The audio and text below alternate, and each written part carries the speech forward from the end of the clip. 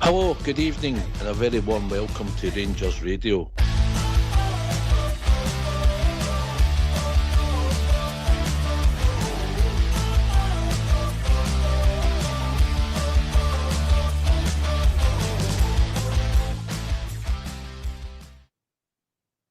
Hello, good evening, welcome to Rangers Radio. Join myself, Foxchair, on the show this evening is the one and only Southsiding young Rob. Evening, boys. Evening, Ox. Hope you're well, mate. Good to be on, as always, and back with Southside. It's been a while. Hi, good evening. Good to do a show with Rob tonight, and your good self, Fox, and good evening to everyone listening in this evening. How are you, Rob, mate? Yeah, I'm alright, mate. Just getting over the performance yesterday, I suppose, but aye, not too bad, mate. Listen, mate, Southside, we're a certain vintage, mate. I think people are getting too fussy here. I know, September weekend, and he's like feeling like that, you know. Listen, Strings fell as a Savoy, it was still the same end result, Biggie, wasn't it? Aye, definitely. Hey, you're very picky, Rob. I just felt a bit flat yesterday, mate. That was all. A wee bit flat after what had happened on Thursday, but I take that into consideration, of course, as well. Early kick-off as well after European away tie, so... Aye, after a Factors. show. I get it. I get your listen. Southside, we're not trying to dress up. It wasn't a vintage performance, yeah? Nah, it did not. It wasn't, but listen, I've always said on here, after your European game midweek, it's all about getting the points on the Saturday or the Sunday. Yeah. And that's what it's about, and we've managed to grind it out and get them. So I think we started the game all right, a lot of intensity, trying to move the ball well. Rob, didn't create too much, but we're moving the ball side to side, kept nice possession, had them chasing shadows. And we looked as if the goal was coming, and then the time moved on and the goal never came. You're thinking, what's happening here? Because we didn't make a lot of chances considering with the majority of forward play, Robert. Aye, certainly did, mate. Up until the goal, again, as you say, we didn't create too many, and that was probably the thing a lot of us were probably looking for, was the chance creation, particularly what happened on Thursday night. But we had to be patient. We knew that Hibs would be quite robust and defensively, but when the chance came, obviously we took the chance, obviously went to VAR, but after that, again, we were just kind of final third, seemed to be a wee bit lacking, just in my opinion. Aye. Listen, I don't think it was a chance outside. It was a goal fitting to one any game. Aye, it wasn't half. That's what we expected for Tom Lawrence. I thought when we signed him, he would score goals. Maybe not like that every week, but score from outside the box. He's too fitted, he was intelligent, and he would contribute. And I think he's hitting a wee bit of form, but that was the icing on the cake. It was a bit of brilliance for him that settled the game. Ross McCausland got the assist, passing into him. I thought he was unlucky at a corner set piece before we scored the goal. They must have worked on something in the training, or it was a bad cross, but McCausland did a wee head flick. It just went onto the top of the crossbar. But the first half was, like we said, a lot of good build-up play at times, but when it came to the final third, the ball in all that wasn't just making its mark to a player we were creating a chance for to get, Aye, I mean, myself included, I was looking forward to seeing Niggerman, but there's a lot of development we've done. Rob? There is. He's still a young boy, and he's obviously coming back to the full match speed. Obviously, he came off in the second half for Dessers, but we've seen the potential he's got against Dundee United. He kind of brought a bit of pace, a bit of power up front as well. But as you say, a lot of work to be done. As long as he can stay fit, hopefully see more of that going forward in the games that are upcoming, particularly the next couple of months, because the fixtures do just keep rolling on. Aye, I think he maybe took more out the game than anybody yesterday, Southside, even though he wasn't great, let's be honest. But he's learning his trade, and it's difficult at times. You also need the service big, you know. First and foremost, he needed better service, which we did game. He drifted about the park a wee bit, left and right, and sometimes out in the wing. He came short a couple of times to try and link the play. He made a couple of nice runs off the ball, but probably if he'd been playing more regular, we might have looked for that type of run that the player didn't even acknowledge it. He went the other way. He's still got a lot to learn, I think. And I think in time it will probably come, but yesterday I just thought he wasn't sort of staying in the middle of the park between the two central defenders, and I thought he'd sort of try and play on the shoulder or something like that, but he didn't. He seemed to just sort of play anywhere across the front three. But he's certainly a lot to work with. A lot more to work with. He showed the odd glimmer of his touch, Rob, with doing a lot, you know. I think he's a guy that we shouldn't discard. To let him just grow into the team and hopefully gets better for it. Well, I'm not saying he's going to make it, but there's signs there, isn't there? The boys showed enough of it. Absolutely, mate. It's a different diversity in terms of what Dessers offers you as well. Although Dessers is a kind of strong, powerful guy as well, Agamani seems to have a different kind of style. So it's good to have a different variation. And if we can, as I said, keep him fit, he gets more minutes under his belt. As Southside says there, the runs that he does, the more consistent that he plays, the players can find the runs in behind or out wide to him and become more effective in the game.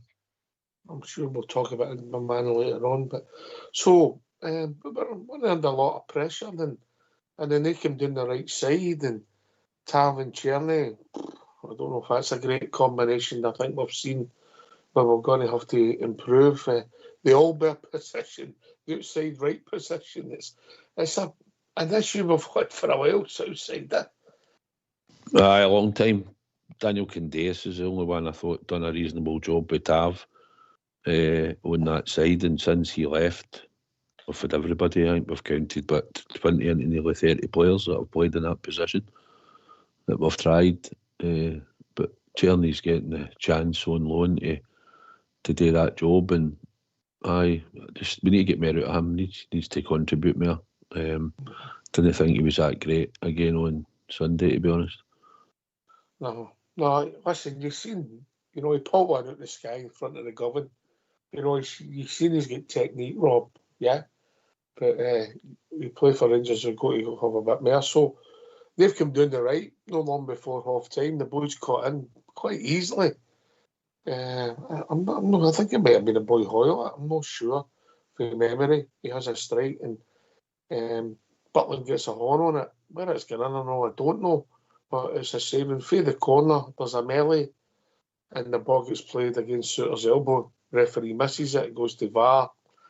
I think, Rob, if I'm honest, we'll maybe hear from the manager later, but if it happens the other end, I'm looking for a penalty, Rob.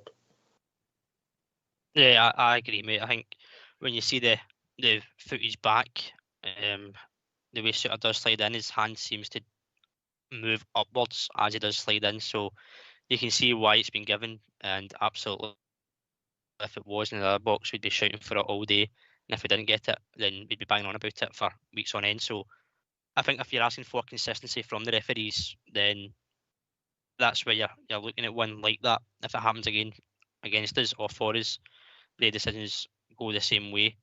But I've got no arguments that it was a penalty. Southside? Didn't see it in real time from where I was sitting, but having seen it back, I think it's a penalty. I don't think there's any arguments on it. And I think the manager had a slightly different take on it, but for me, I thought it was the right decision they gave. I'll go back to my original point. I think if it happens the other end, you're looking for a penalty all day long. Aye, 100%. People might say it different, right? So, and then we get the moment. The guy takes a while to take the penalty, does his shuffle, comes up, crap penalty, but it's always a decent save because you can always go the wrong way. Butler makes the save. I think is the first penalty save for us, Rob. I think you're right, mate. I don't recall many that he's actually saved or many he's actually had to face either. It is a poor penalty, but as you say, taking nothing aside, he's still got to go the right way. And the reaction was almost as celebrated as a goal. So you can just see what it meant to him as well on the ground, holding the ball, and probably felt a bit of relief at the same time. I think he saved one already this season. Did he? I think he did. I can't remember who it was against, but I'm sure he did. I'll check that out. But anyway, it was a big moment in the game, and then we go in 1-0 at half time, and you're thinking, okay, we'll come out the second half, and we could play much better. You know, we can. We made a couple of changes at half time. Barjami came on for McCausland, and young Raskin went off for Dow. I thought Barjami helped the team. I don't know so much about Dow, but for the next 20 minutes, and maybe arguably till Dessers come on and got involved, Hibs were the better side, if I'm honest, Southside. Aye, they changed their system, I think, slightly, and they sort of felt as if they sort of came out and sort of were more on it, with more urgency about them than what they had been in the first half.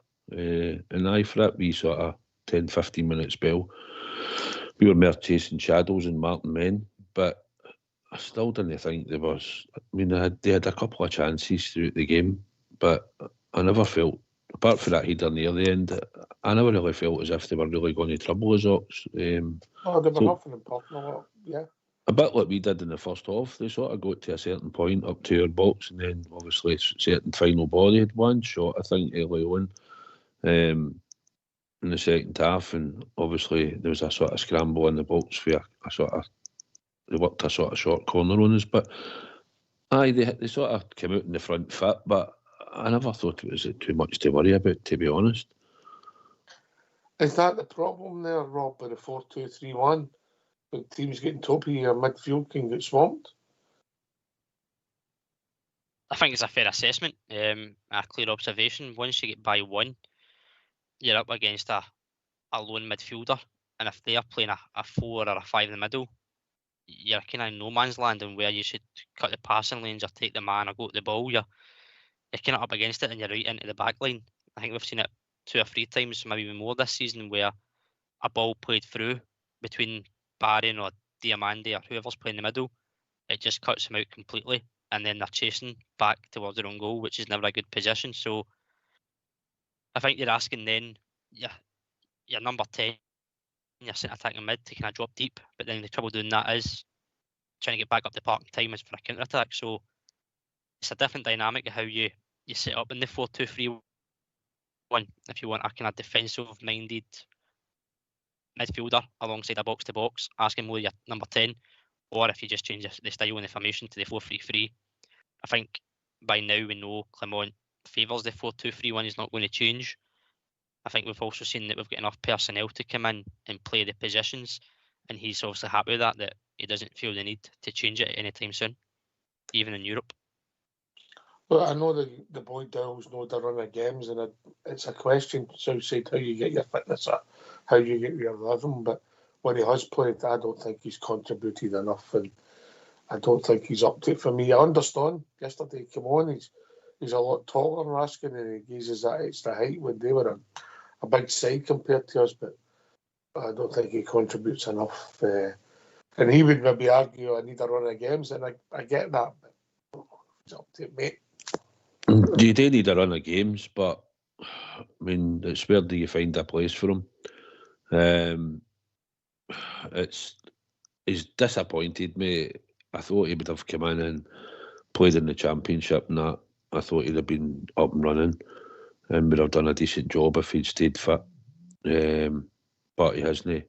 He's been a bit part player, and it sort of annoys me a bit because he's getting a game. As I said a few weeks back when we were playing Ross County, I thought he could have brought in one of the young boys and gave him a game, but he brought in Kieran Dowell. He seems to play him when he's sort of fit and thereabouts. He seems to bring him on, and doesn't seem to sort of have him in the squads. So maybe he sees something we don't, but I just think for somebody that will know be there long term at our club, I wouldn't think. Then I think we're trying to blood youngsters, and I think when you're bringing somebody on, then I would rather have seen Cole McKinnon or a Bailey Rice or something like that coming on the park and getting game time in the Rangers jersey to progress them rather than Kieran Dell, if I'm perfectly honest, Ox. Rob? When I first seen Dill when he came in pre-season, I kind of liked the look of him, the way he was pressing the ball. And then obviously he's got an injury and just never came back. It's fell out of favour. Quite surprising that he came on in the games that he has, rather than, as Susie says, a Raskin or a young boy just to get some minutes. I don't know what Clement maybe sees at training, but obviously he's in a squad and then he's out for maybe 2 or 3 games and he's back in again. So is that just building minutes, or is that just trying to keep a player happy and put him in the window? Nobody will know until the summer. But I think when you look at the squad, you could name 2 or 3 players in every position, and Dill's nowhere near any of them, unfortunately. So I think that's one that you would probably say thanks for the time, and your chances kind of gone now. Aye, I don't think he was great. I mean, don't get me wrong, the team wasn't great in the second half, but I thought Barjani showed enough bizarrely, but we'll come to him in a minute. We had chances to kill the game off, and we nearly paid a price for it. Proper had 2 efforts. His first one for me, he's got to do better. And Dessers is a big moment. Listen, a great save by the goalie, but I don't know if you should even see it. Southside, he did it down, send the goal on it. I've seen it back. I just seen it at the game, and when I was sitting there, he rose up, and I'm thinking, bust the back of the net, and next minute it's getting parried out the goal. No, mate, actually be scored, because they got to the park a minute later and flashed one by a post. Aye. And it could have been easily one each, but no, he's got to. Don't get me wrong, the goalkeepers, you can see he's made a fantastic save, but shouldn't be getting to that ball at all. Either he does it down or he just put it anywhere where he put it. It was a sitter, mate, to be honest. You could probably say that. I mean, how you don't score for 2 yards, come on. Aye, the goal, it was a good save, but I think if he did it down the way right in front of him, the goal was not getting near it, but because he's so close. But anyway, people on the feed are sending us that Butland saved a penalty against St Johnstone last season. I'll need to rack my memory for that one, yeah. But aye, it could have been a big moment, big chance. I think it was Jeff that put the cross on. I can't remember. I never watched it back because it's so paint to watch dry. But we still should have put the bread to game then and took the pressure after the last few minutes, Robert. We should have. Again, it's another moment that you can add to the Dessers collection of a big chance at a crucial time. 1-0.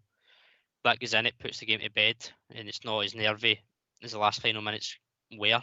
Would have been avoided. As you say, the keeper does make a great save, but a bit more technique in the header, and it does go in the back of the net. And as I said, it calms the nerves, and it's a bit more comfortable looking on the scoreboard rather than a 1-0.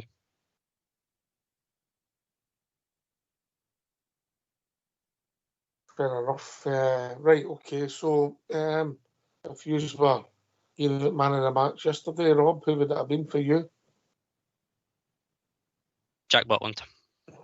Jack Butland, big moment. I get it, mate. I get it. Southside? Conor Barron, I thought, done enough to get it.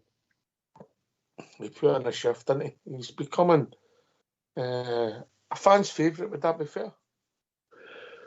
He's getting built up now, and the thing is, he's a young boy, and he's not played these amount of games, but he's getting now at us. When he was at Aberdeen, he only had 20 odd games, and he was took out of the team quite a bit. So, but he's doing exceptionally well. But I think we need to be careful with him. I think he will need a rest at some point because he's ever present, and he does the amount of work he's been doing and covering. It's like a breath of fresh air because John Lundstrom played in there. And as much as he was all right at certain things that Lundstrom done, the wee man's just a breath of fresh air in there, isn't he? Just gallus, gets stuck in, runs about the park. You can see the heart and desire pouring at him. And it's a joy to watch. All right, okay, Barron and Butland, big moments, aye.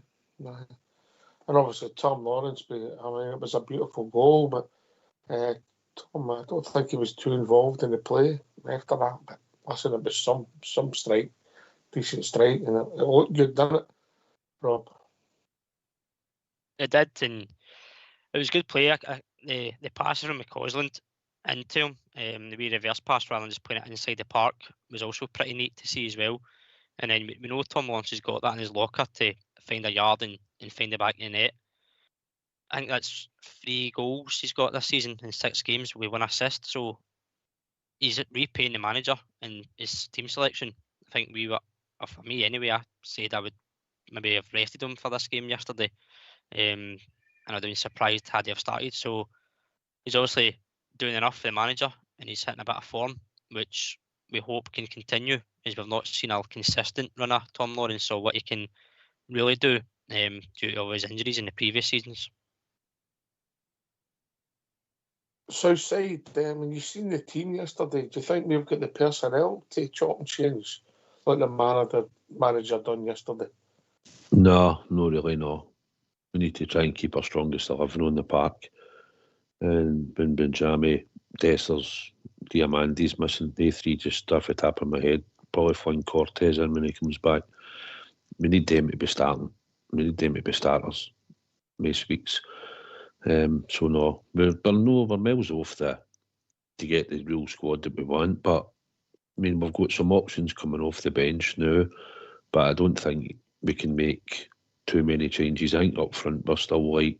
And I don't think going forward, when you've got McCausland in one wing and Cherny on the other, Cherny's obviously going to start in that, but I think we need a bit more quality on the left starting. But he chose McCausland and he was obviously pivotal in passing the ball to Lawrence, who scored a really good goal.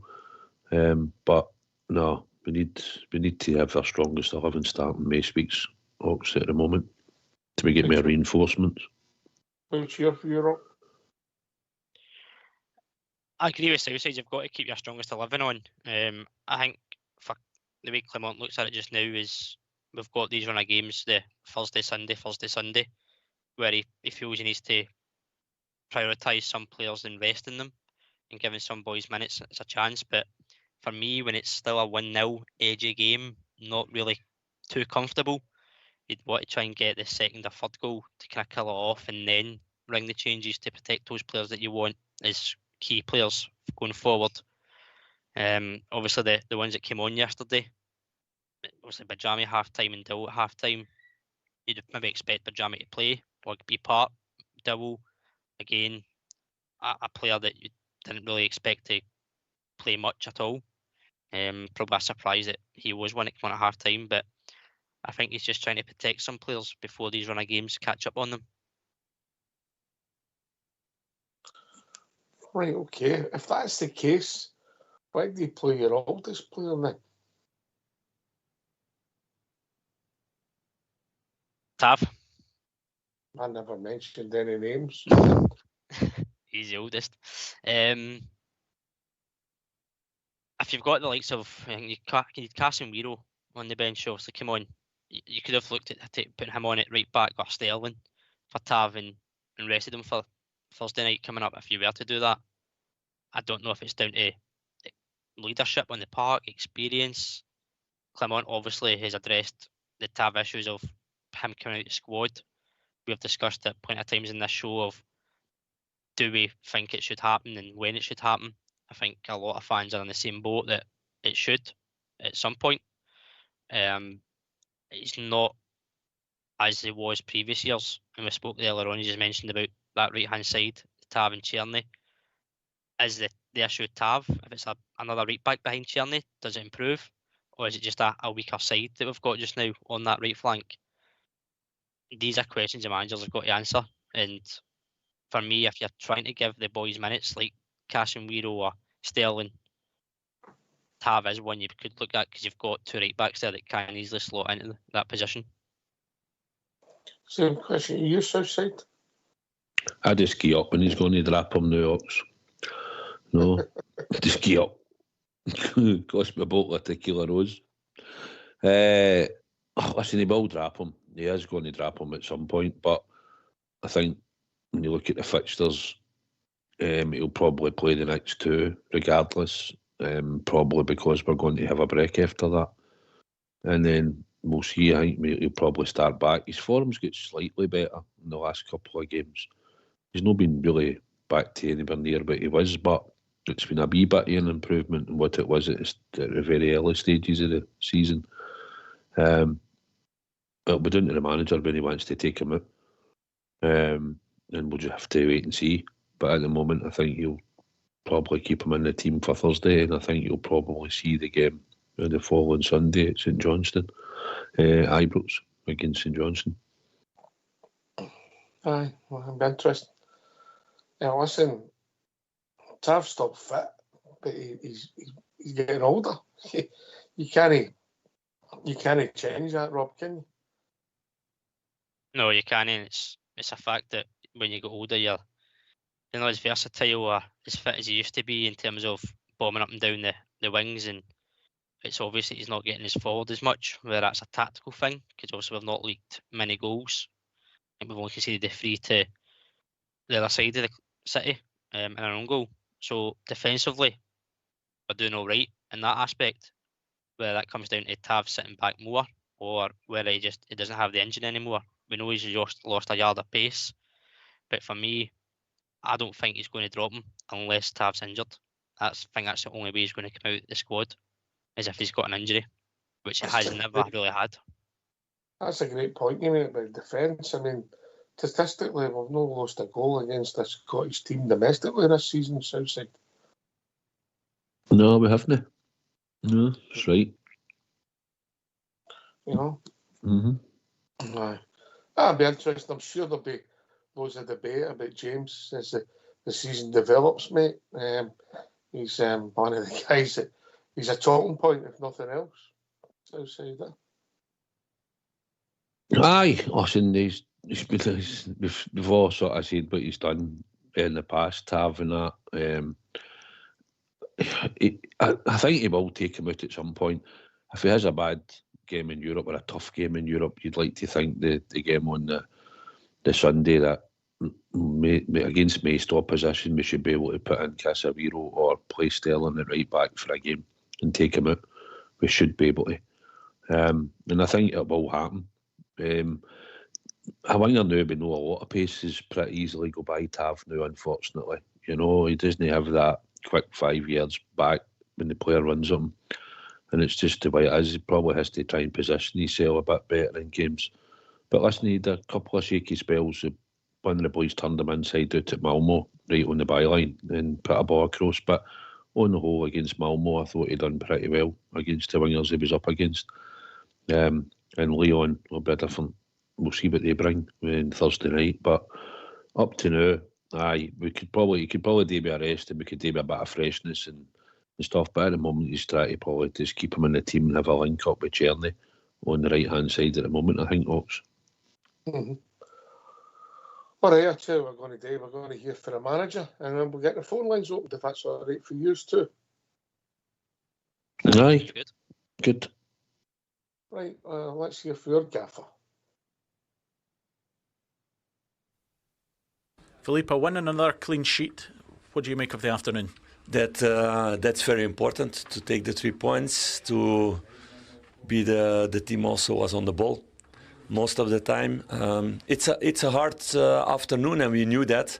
It's also the earliest hour that you can play after a European game, to play at 12 o'clock. So we came back after Malmö around 2 o'clock in the morning. So players lose a lot of sleep there, and you have not much sleep now also because they need to wake up early again today. So in recovery, it's not perfect, and then you need to dig in. You need to show quality, and in a lot of parts we did. In some moments I saw some freshness, less freshness with some players than the last couple of weeks, but it's normal in that story. And I spoke about consistency, and it's about consistency in results, of course. So keeping another clean sheet, taking the 3 points and deserved points. So that's a massive victory. How key was it going in at half-time still with that goal lead with Jack Butland making a good save from a penalty? Yeah, it's of course important to make that save, clearly. But my question is, why is that a penalty? So you have a player who goes in duel, who turns himself, put his leg up to go to the ball, so he's wide. In that moment, he sees the other one gets a contact, he makes himself smaller to put his arm in front of him, and then the ball touches him and his arm goes up in that way. So in that short distance, I've seen other situations the last couple of weeks where there were people with their arm out of their body, and no penalty, like it was discussed before the season, not to give that easy penalties for in the short distance in those moments. So for me, it's not a penalty. So you don't feel the elbow's away from the body, no? Of course, yeah, but he cannot put his elbow against his body when you turn yourself and you go with your leg up. You cannot put your arm somewhere in your body. So he makes himself smaller already to not be coming like that. So as a player, you cannot do more, and it's from 1 meter or 1.5 meter that this ball comes. So no, I think it was really clear in the discussions with the managers, with the referee department, that these situations were no penalties. So yeah, I expect that conclusion will be made during the week, but it can happen. It's always human decisions at that moment. You made changes at half-time. Do you feel you had enough control in the second half? No, not good enough. And you saw there also power from some players going down. So not good enough in that way, much more in the first half. And then you need to score the second goal, what we didn't do. And of course, Hibs have 1 week to prepare this game, have total freshness, so they throw all their powers into the game. But it didn't mean that they get really open chances, and Jack had to do some amazing saves in the second half. Was also not the case. And we had a few really good chances also second half, that the goalkeeper make a few good saves. So, yeah, you missed the second goal to kill off the game, but it's important that everybody stayed focused, digged in, and also the guys who came on from the bench, that they did the job, and they did the job for the team. Why don't you give us a call on 0141 356 1972? It's your show, it's your platform. Let's hear from you.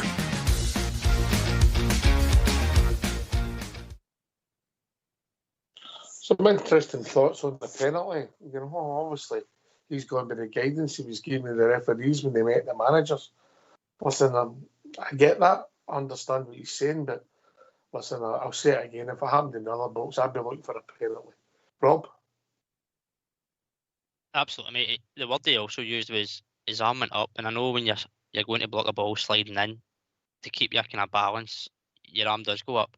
But I think when you watch the replay back, Suter's arm is down slightly, and then it kind of raises up as the ball was struck. So you can see why it's been given. And as I said earlier, I've got no arguments that it is a penalty. Mm-hmm. If that's what he's been told at different meetings with the referees, we'll never know that.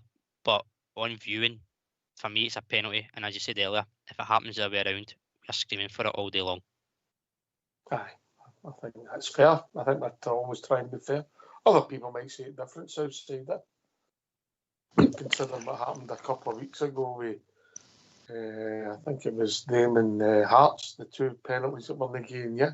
No, never seen them, but I'll take your word for it.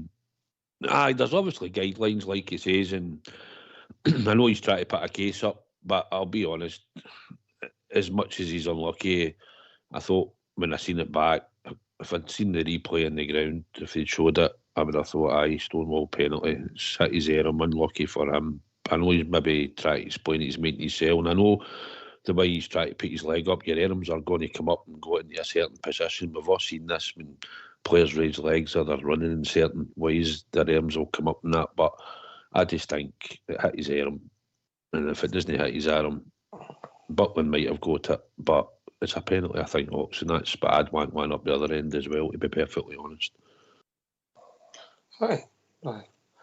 And he talked about the game and the freshness, and I think he was happy with the result. If I'm honest, Southside, under the circumstances, a wee bit after the Lord Mayor's show, wasn't it? Aye, listen, we can be disappointed on the way we sort of played. We've won the game 1-0. Listen, we scored a wonder goal. It was a cracking goal we scored. I would have liked a second goal. It would probably have killed the game for us. But it didn't happen. And now and again during the season, know that you want many of these type of games, but you have to sort of grind it out. And we ground it out and we got to 3 points. And later on in the season, we will actually forget about this performance. We'll just remember that we had a win that day.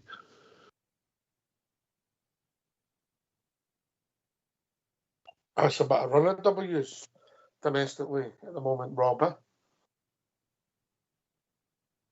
It is. Obviously, you look at the table before kick-off and you see the points deficit. As Southside said, a win's a win. Just now, the way they're playing might not be pleasing to the eye, but 3 points gets you closer to the ones above us, and that's what we need to keep doing. The league's the bread and butter, as it always has been. Everything else outside of the league is bonuses, whether it's cups or European football. I know the money that comes in from European football, but the league is where you play week in, week out, where you perform, and that you get the deserving chance to play in Europe if you go and do well in the league. So we rack up the W's, as you say, we close the points gap, and you might look back, Southside says, at this game and think, it's a 1-0, but it could be a massive 3 points. Aye. You don't play well every single game, you know, but we've had the 3 games, 3 different competitions, 3-0 at home in the Cup, 2-0 away to Malmo, and 1-0 in the league. So 6 goals for, none against. You know, it's not to be sniffed at Southside, is it? No, and Butland's not had a lot of saves to make either. I mean, in most of the games, he's not had too much to do. He had one good save from that boy Kwan, I think it was, that drilled one at the edge of the box, and it was that bottom left-hand corner just before they got the penalty. Made a good save there. But no, we seem to limit teams for peppering their goal, and I thought the 2 centre-backs done pretty well, apart from one, I think, header they didn't get. He sort of flicked it on and Butland caught it in the 6-yard box, if you remember, Ox. Fell along through, and I thought our 2 centre-backs dealt with a lot. Even in Malmo, and I thought they were good again on Sunday. I thought they won a lot of their duels, and they worked it well for the zonal marking that they were doing. And there's a lot on them. And when you looked at the 2 teams, we weren't the biggest, Rob, weren't we? No, certainly not. We know how good John Suter can be in there. He's quite dominant when he goes for the duels, as Southside says, and I spoke on Friday night about the relationships building on the park, and it's clear to see that Suter and Proper is starting to develop more and more. As I said, we've not conceded many goals. They're starting to have a good understanding of each other, a good confidence in each other's ability as well. So long may that continue, and if we keep having clean sheets, we just need to put the ball in the net more so than we want. Like, we obviously want more goals, but goals, a 1-0 does get you 3 points at the end of the day. So as long as the back line do their job, we just need to do more in the final third. Aye, that's fair. Proper and Suter, they seem to be the guys in possession. They're not, 2 of them aren't blessed with pace, but well, we'll see where it goes. But I thought they were good against Malmo, and I thought Proper was slightly better than Suter yesterday, if that makes sense, Southside. Yeah, I thought he did a decent game. Like I said, there was a couple of wee flurries at us without really hitting the target. The only real scare I thought was the boy Dwight York at the end, Dwight Gale at the end, with the header that flashed just by Butland's post.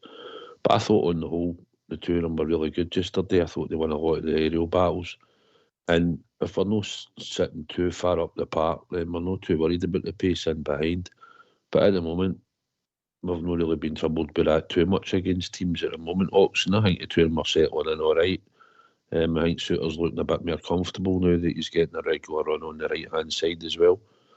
And at the moment, unless Casemiro comes in Tenerife positions. They two look like they've got the jersey. And I dare say Barron will get a bit of game time at some point going forward, because the amount of run of games that we've got coming up, we'll have to get a couple of the players that aren't getting the game time, try and fit them in somewhere and against teams to give them some game time to keep them ticking. All right, come and join us. Give us your thoughts. Are we wrong? We sent a Hofstede all right. 0141 356 1972. Give us your thoughts on anything after Sunday's performance. But aye, listen, in the circumstances, a away trip in Europe, difficult game, even though we should have won it, still, there's a lot of energy put into it, Rob. And we come back and we've won against Hibs with a wonder goal. So you just take it off and move on now. That's it. You tick it off the list, and it's in the past, and the full focus now turns to Lyon on Thursday night at Ibrox, which again is a different dynamic. Another European night at Ibrox under the lights. I'm sure it'll be a great atmosphere. A lot of players will be keen to obviously play in front of fans. Their first European game at Ibrox for the club. It's pretty much half the signings, if not all of them, and they'll be looking forward to it. But again, it's a tough test in Lyon. Yeah, so listen, what we're going to do, we're going to do it for the next few minutes and let some callers come in, hopefully, and ask us some questions. Hopefully, I'm not too tough. But we're going to look back. Tomorrow we're moving into October, Southside. Can you believe that? October, mate? Yeah? Aye, I know, it's flying in, isn't it? Right, so, new players, Jeffy, Cropper, Casemiro, Barron, Eamon, Connor Barron, Benjamin, Ingerman, Cherney. If I missed any of it, is that it? Am I happy with that? I think that's it, mate. Right, okay. We're going to discuss them each. Obviously we've not seen too much of them, but the transfer window's been and gone, and we're going to rate them and you give your opinion, hit or miss, or jury's out, whatever you want. It's up to you, because it's all about opinion. So we'll start for the boys come in and played better games than I thought he would. And I don't know if that's due to injury or it's due to him grabbing the jersey. Jeffy, Southside. Yeah, I think he looks comfortable on the ball. He's got that injection of pace. He seems to, when he goes forward, he seems to get his head up and look to play the right pass. He was unlucky with a wee shot outside the box the other week. And I think he's looked all right, Ox, and he's settled in quite well, and it's just about creating the partnerships in front of him. Technically looks good. He's not scared to put a tackle in. So he's looked comfortable, and I think he's been a decent acquisition at the moment, and he's still very young.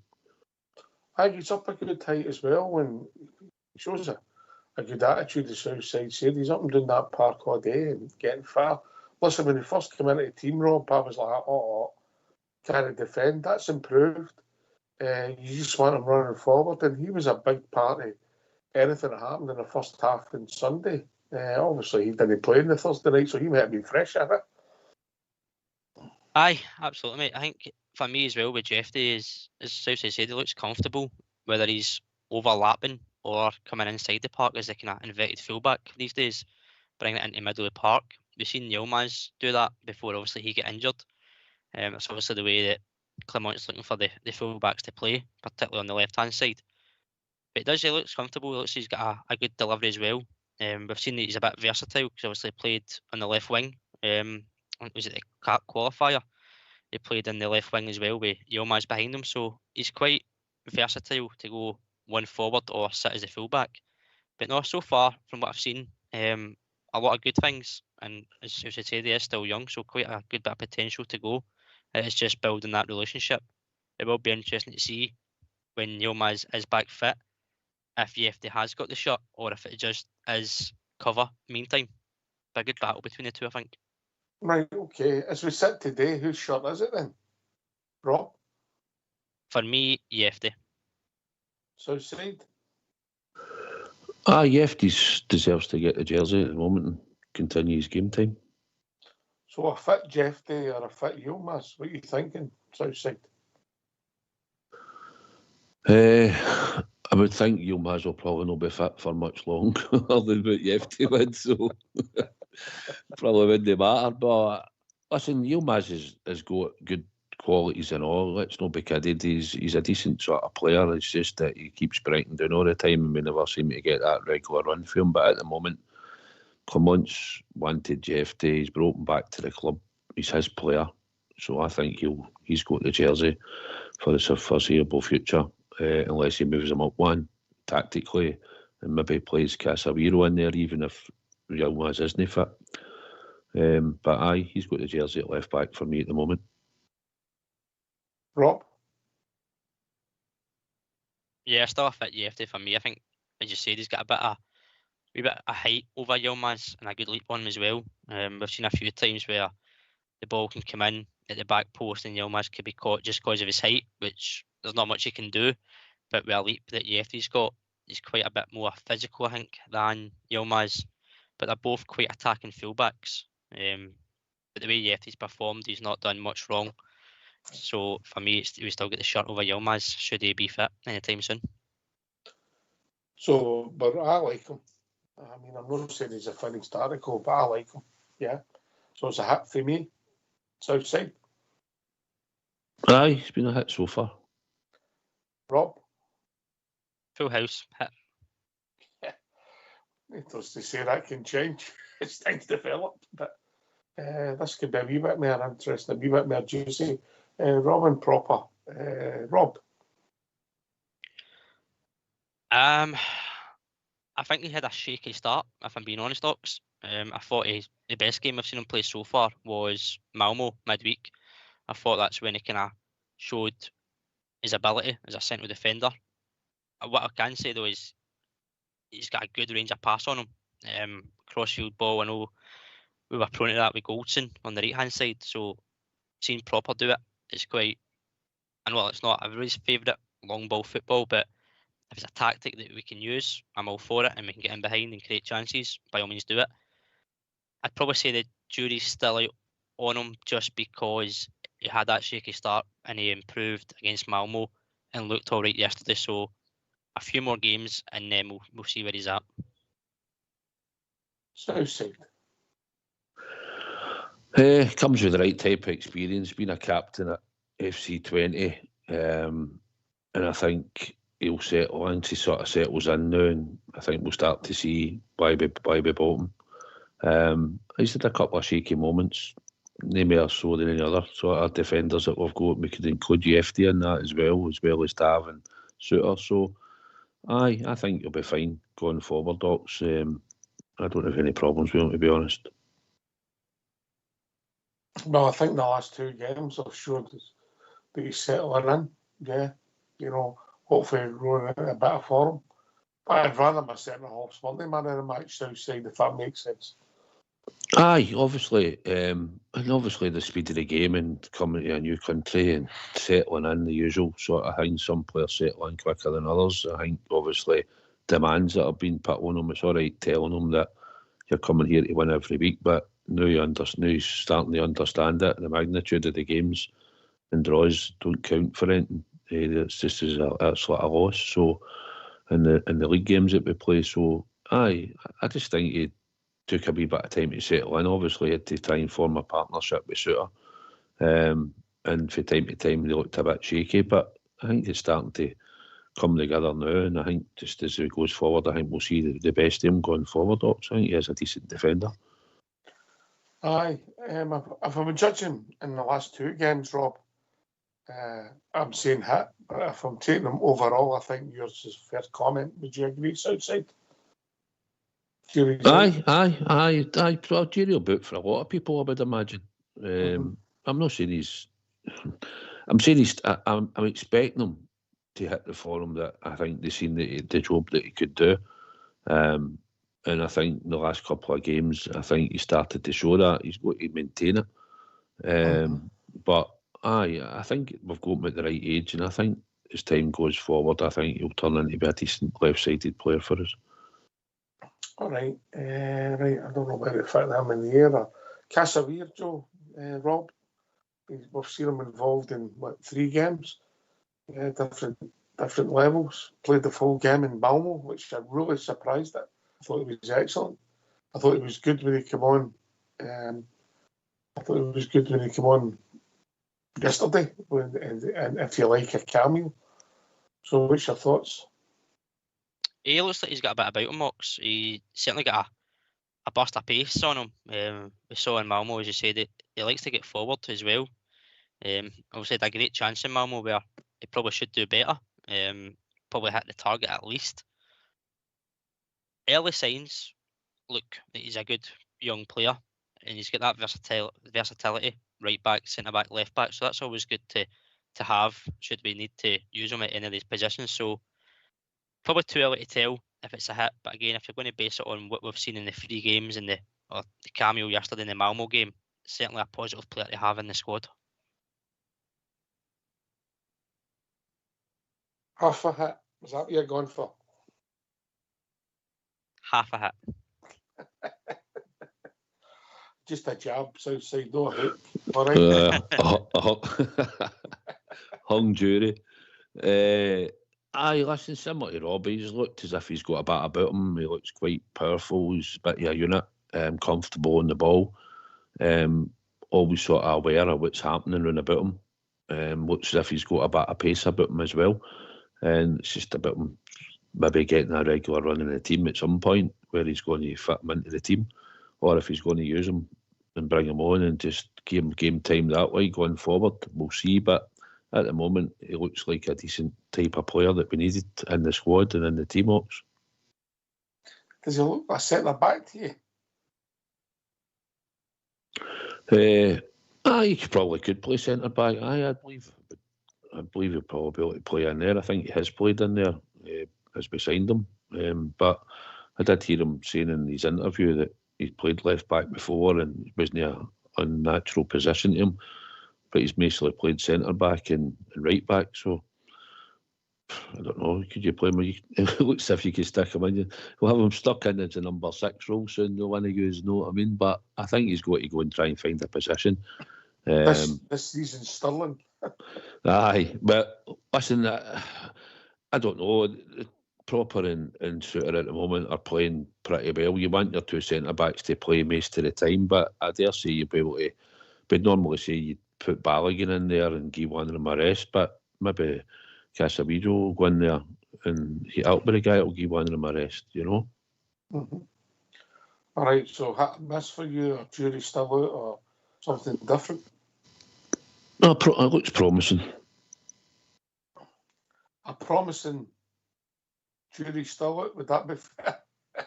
Aye, you've got to go with that. I mean, all right, he had a good game in Malmo and that, and he's looked all right, but you need to get a good run of games and be able to judge him. But aye, looks a promising young, good player. Aye, I think he's got something about him, but you need to see him regularly to judge and how you react to an error. Yeah, we'll see. Interesting, Rob, but early signs, okay for me. Yeah, I agree, mate. Again, it's just trying to get that run of games somewhere in the team. Obviously, the Malmo, he played the full game. I think we were all probably surprised that he was the one given the nod at left back. I think the obvious choice would have probably been Sterling. Mostly young Robbie Fraser get mentioned as well. But I think if you're going to pick people to play that left back slot, Sterling would have been the one that you went to. But Casemiro got the chance and he certainly done himself no harm and was just a good performance. So when he came on, he went to right back and played one up. And you must have had a good view of that south side. Aye, it was shocking me. I ended up with 3 right backs on the park. Aye, I was surprised. Allegedly. Allegedly, aye. But aye, I was surprised that he flung Tav up one, to be honest. But that's what he chose today, so maybe to argue. Well, we go over the line, you know. Anyway, aye, okay, so we're saying we've not made up our mind, but signs are promising. All right, aye. I don't think it'd be fair to take Connor Barron with 5 minutes before the tune, but you, because I think we might want to maybe talk about him a bit longer. So we'll maybe look at Barjami, because he's the one we've seen the least so far. Come on at Tannadice, and then started against Dundee, and then started against Malmo sub for the weekend and come on again. So he's played 4 straight games. Early thoughts, Southside, then Rob. A hard-working, good technical player. That's what I've noticed for him. He's got a burst of pace. I think once we sort of settle him down into a position, we'll probably see the best of him. But we've played him wide left and sort of played him as a 10. We've seen wee glimpses of that. But I think he's got good balance, good vision.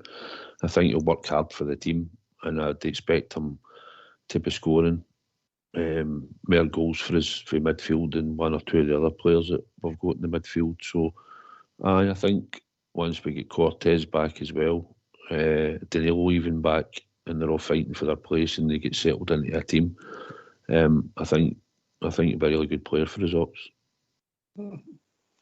He's scored and assisted already, Rob.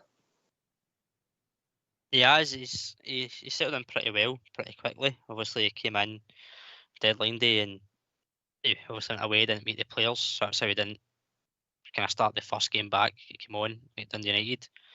But from what he's produced so far, Ox, I'm quite pleased and looking forward to see a bit more of him. I just kind of want to see him more in the central number 10 area rather than being out on the left side. But again, I think that is down to the injuries we've got to Cortez and Matondo, and as Southside says, when these players are fit and available again, there's a lot more options to be a more of attacking threat and hopefully create the more chances that and the strikers can put them away. But he's certainly got an eye for a pass as well. I think we've seen that in the Malmo game where he was trying to put the ball in behind and Dessers wasn't reading the pass and he was doing a different run, but that will come over time the more they play together. But he's certainly a creative player that we needed to bring in, and he's certainly got something about him in terms of a bit of flair as well. And he does work hard off the ball as well. I've noticed he does a wee bit of tracking. Initial thoughts at Tannadice, you're like, right, what have we got here? Didn't think much, but it's a tight part. Second game against Dundee, he showed glimpses and really got involved, and he put a decent ball in for Desser's goal, and he was involved in the first goal as well, Southside, if you remember. Yeah? Mm-hmm. And then against Malmo, mate, he was running by players and working really hard that I didn't see at Tannadice, and that shows you can't judge somebody. So far, I would say that we've not seen that much of him, but I would take him head. Jury's still out, but at the moment, the pendulum's swinging towards a hit, if that makes sense, Southside. Aye, I've seen some of them at the Euros as well, and in Albania, with the way they played their system and that, and all the players worked hard. They all ran off the ball and they all worked hard, and also he scored that early goal. But I did watch a lot of their games, and I did see what I thought when we signed him, and I realised it was him, and I thought, right, he looked pretty good then, worked hard for their team, and I think he'll do the same with us, and I think he will start scoring a few more goals, and he'll start creating a few more. It's just getting him into that position. So whatever, at the moment, he still can contribute, and he can play wide left up. So I'd say at the moment he's been more a hit than the jury's out, I would think. Right, I get that. Pendulum swinging. Rob, quickly before we go to the tune, mate. Closer to hit than the jury's out. He's not as close to jury's out as Proper is. He's contributed with his goal and an assist, so closer to hit, but not fully there yet. Just need to see him more consistently in that number 10 position. So if we divide it up into quarters, Proper's a half between and he's 3 quarters. He's going closer towards, yeah. Aye, we'll go with that. All right, okay. Never a dull moment. Right, okay. I think that's very fair, lads. I think it'd be reasonable. Look, we're not saying how it's going to develop. We're saying what we've seen this new Southside. I can only judge what we saw, and that. So, aye. But other people might have different opinions, and after the tune, if they want to phone in, they're more than welcome. All right. Glad you mentioned the tune. What are you looking for tonight? A jazzy number, slow number? What are you looking for? Nah, I think Fox knows what should be on the list. We'll see. Is it a wee romantic number for you? Me? No comment. No comment. No, put the drums on. A battle fever. Aye, battle fever, aye. Right, okay. Let's get yourself a mute because we're going to have a tune.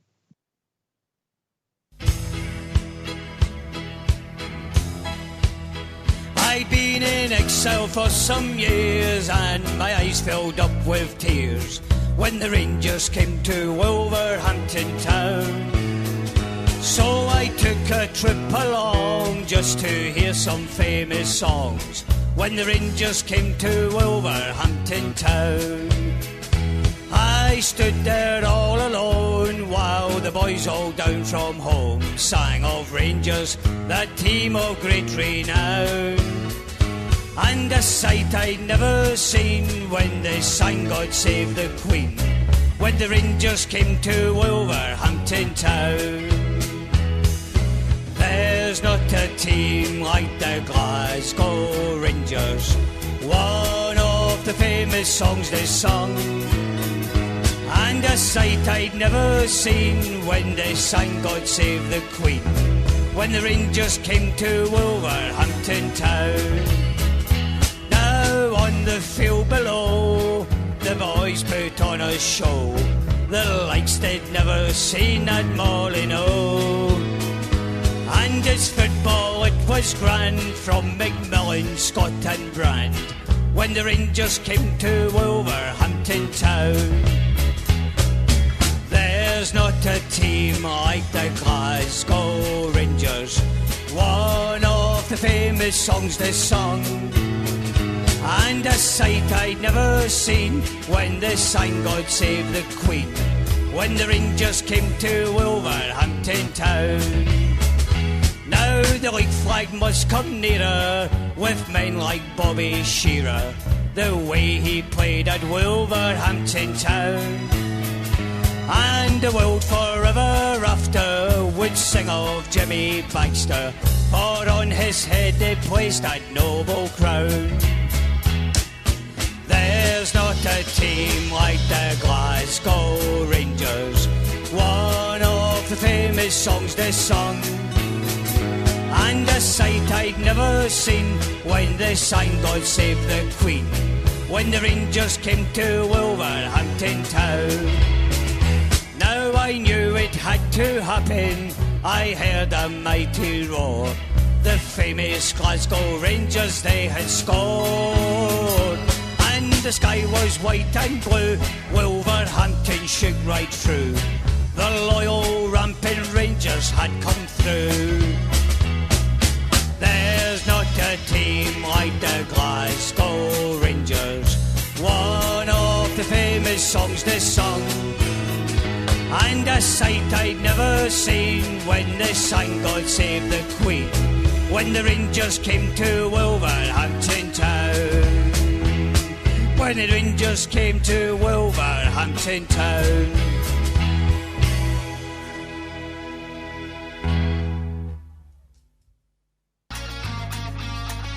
Why don't you give us a call on 0141 356 1972? It's your show, it's your platform. Let's hear from you.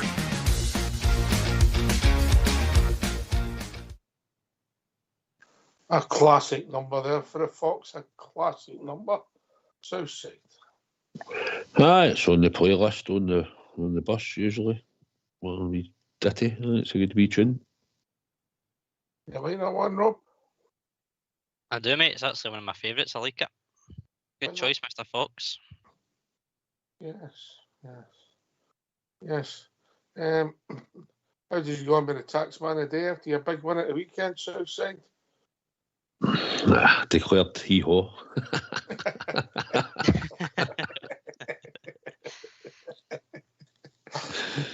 Take the winnings and run.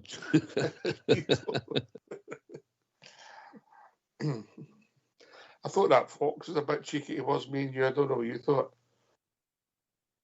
Aye, well, you know what he's like. But I think he was in it off because he didn't have Owen. I think that's what it was. Maybe. You've got to be ready to win it, Rob. You do, aye. And he's getting closer, the big man. He's getting closer. It's coming. If you use the tools available. If you use the tools available, as Fox would describe as, you had a winner on Saturday. I froze my bet when Brentford, after half time, I thought, I won that, that's dodgy, I'll freeze it. I get a chance to freeze the bet. So I froze it and it becomes a winner. So I was just sweating on Arsenal at the end. And I believe Oxford decided to cash out. Yeah, a good moment. A good moment, yes. An opportune moment, mate, with some results already up, yeah. Because of the tools available. Anyway, so we're up this week, but the Super 6 still never slotted big in. 5 out of 6 a row. Just for the record. Yeah. All right. Okay, come and join us. 0141 356 1972. And the next player we're going to mention, because as we move into October, is Connor Barron. Well, before we talk about him, just go through the three. He's hit or miss, jury's out. Just quickly. Southside. No, he's a hit. Rob. Stonewall hit. Mega hit. Yeah. Attitude. Energy. Character. Way he conducts himself. Hit. And listen, what's your thoughts on him, Rob? I think he's a very good young footballer. The words you said, attitude, he's got it in abundance. He's so calm and composed on the ball as well. And as I said on Friday, I was surprised that he's actually been a mainstay in the team. I think a lot of us, when he was signed, probably seen him as a squad player, and would have probably went and got another midfielder to be a starter. But I think he's came in, he's took his chance, and he's got that jersey on tight that there's nobody close to him right now.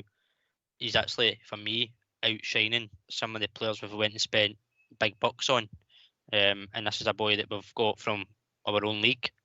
And I know that's not for everybody going and getting players from the league, but there is good players out there, and he's certainly one of them. He's young, he's got great potential, and as I said, he's got everything in front of him. We're given a huge platform to go and expose himself as a player, and he's certainly doing it. He's not done anything wrong at all, and the way he's continuing, he will only get stronger and better out of a club, and that will help us as well in abundance.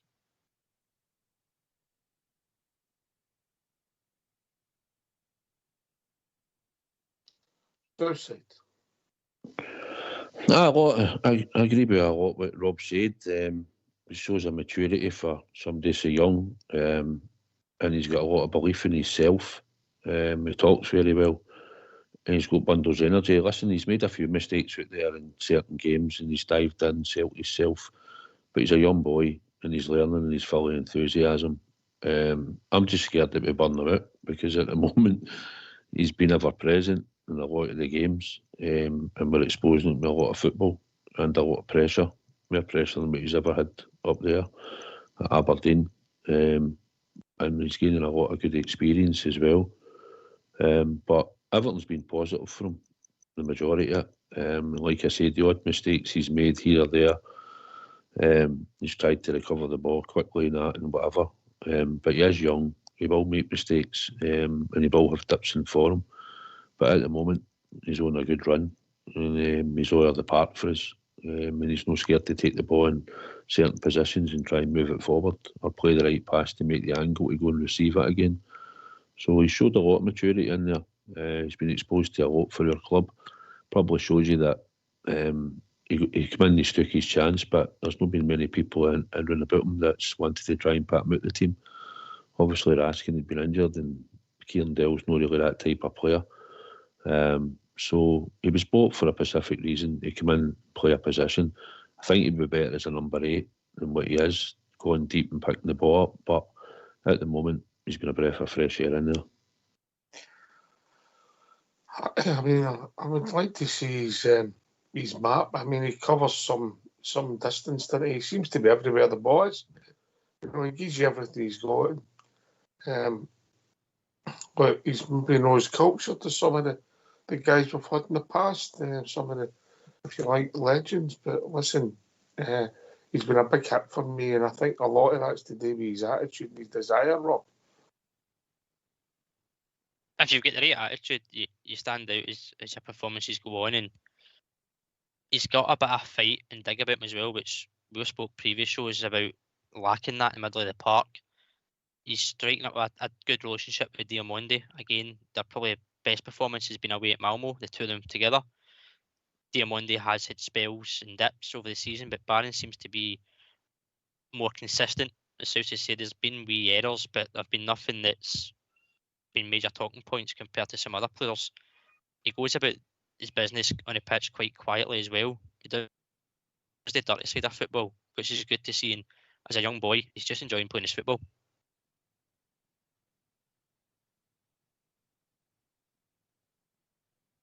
Oh, that's fair. You know, he's really is. You know,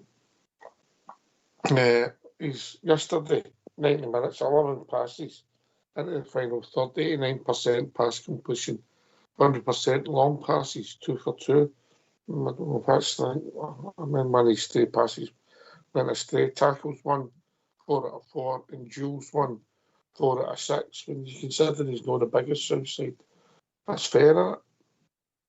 Aye. I was laughing and all when he was marking one of their players in centre back for the corner. You know, I mean, it didn't even matter if he jumped. The boy just stood in. It was one of the Ridvan moments and all. You think, you know, look at the size of him trying to mark him. You know what I mean? He was just like a wee boy, but not everything you've said about his recovery, his passing, and that has been really good. He's probably playing a different position for us than what he was playing at Aberdeen.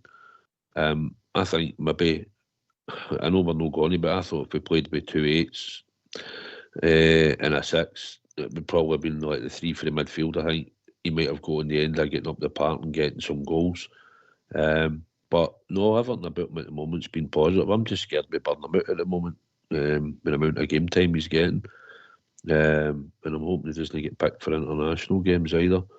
To try and give him a rest. But aye, he's full of enthusiasm, full of energy, willing to learn, and he talks well in interviews. And at the moment, he's just keeping that jersey and making sure it's his. And long may it continue. And hopefully with Diamandi, the two will start to form a really good partnership together.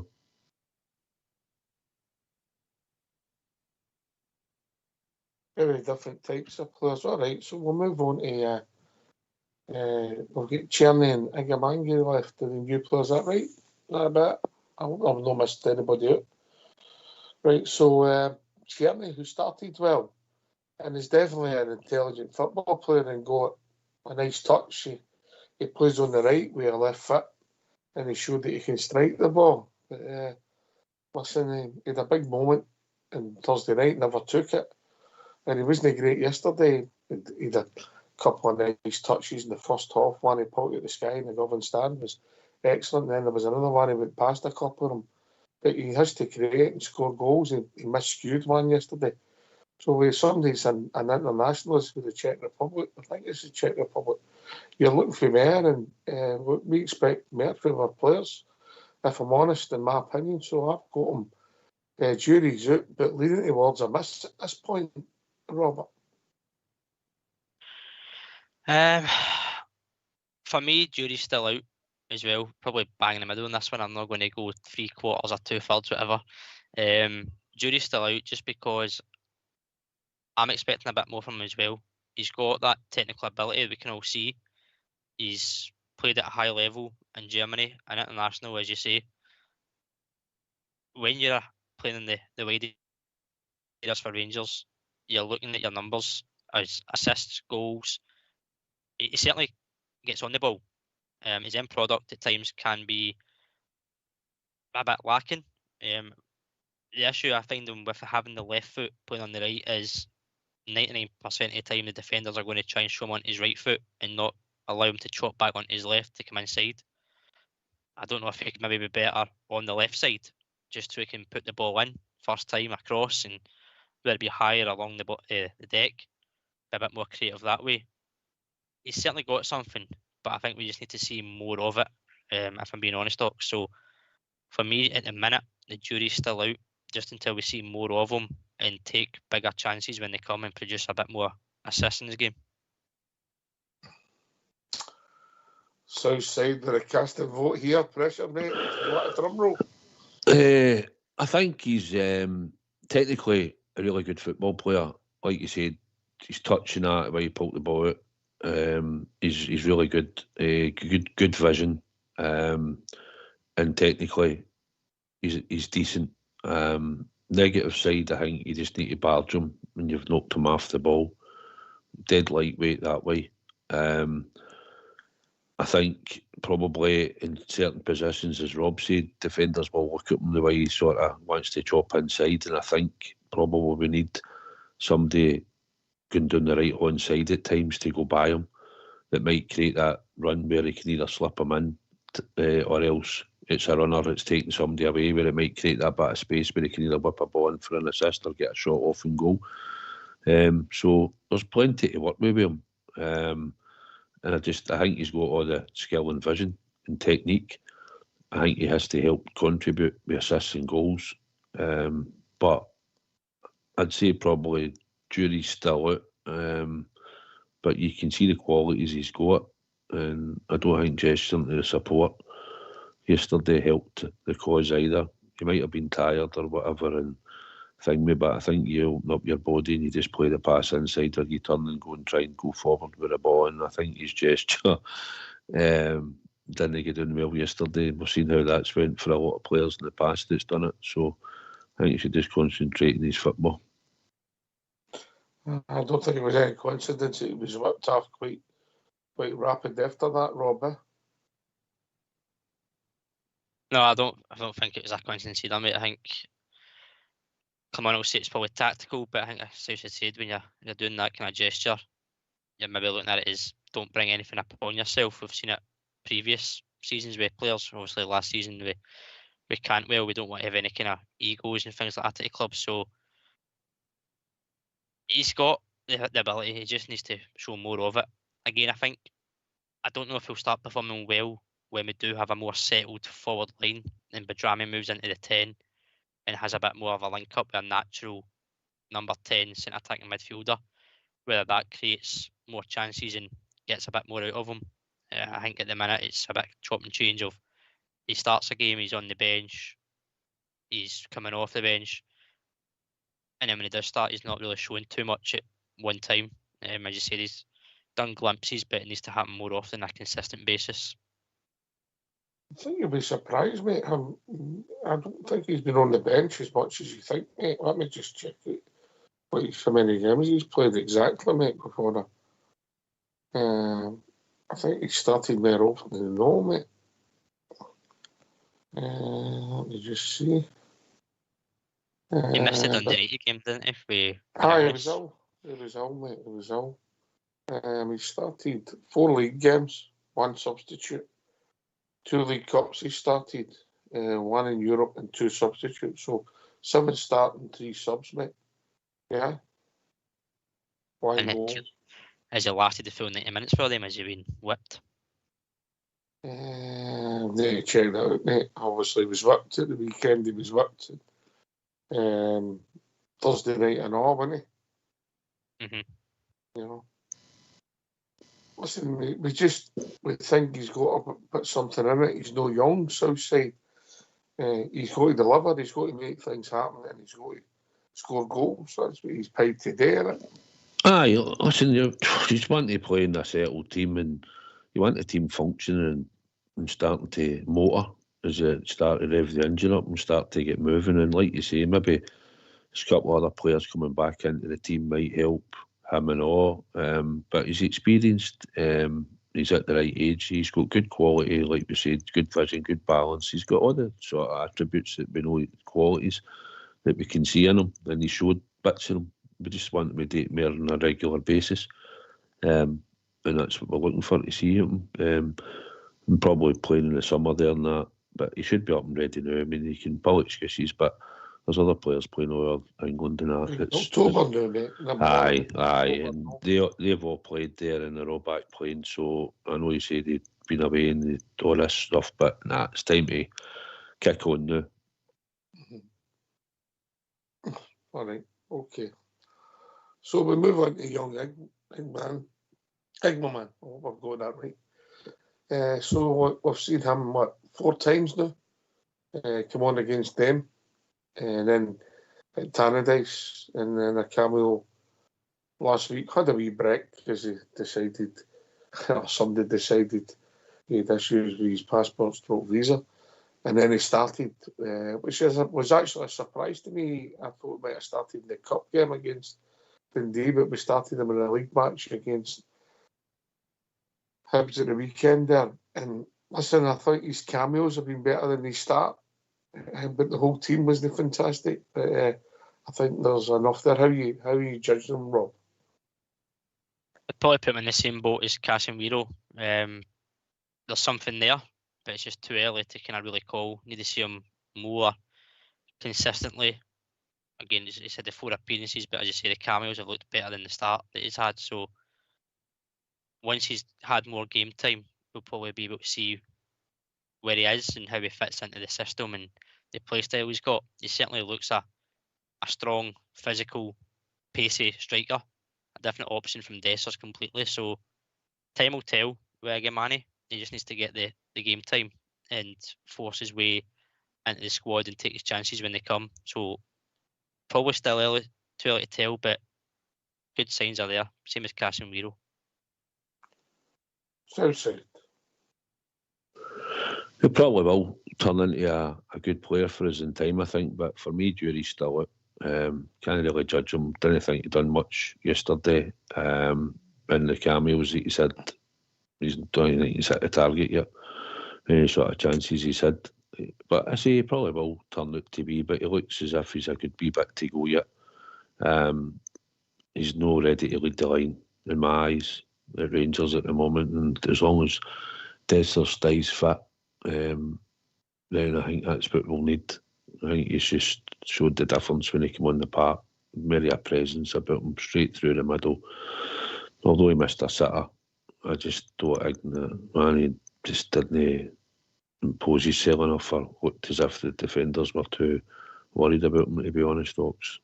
But he's young and he's learning, and he probably will go on and be a hit. But at the moment, I'd say jury's out. I don't disagree with you, mate. If you take the performance at Tannadice, it would be a hit. You take the performance this week, it's a miss. So somewhere in the middle, jury's out. Yeah, I wish him all the best. And listen, I think there could be something there, mate, but we don't know yet. Yeah, let's give him a chance. Oh, 100%. I want him to succeed, but just at the moment, it just looks, to me, if Danilo was back fit, I'd probably have him behind him, to be honest. At the moment, he looks that wee bit raw and maybe just not ready. He's not ready yet to lead the line on a regular basis. I wouldn't like to think if he was the only fit striker we've got that we're relying on him to score the goals. I just don't think he's maybe even ready to take that amount of pressure at the moment, you know. Yeah, a young boy and he's trying to adapt to life here in Scotland and everything that comes with that. But listen, I might be wrong and he might just get a goal one of these games, and then when he gets his cameos he comes on and hits the ground running, and I hope he does. But now I just don't think he looks ready yet, Ox. Okay. Well, let's hear from you.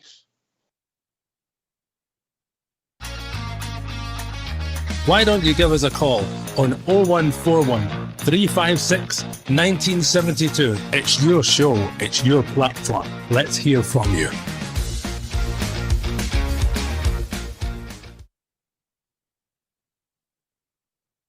Yes, I think that's fair. I think we'd be more than fair if any listeners out there see it completely different.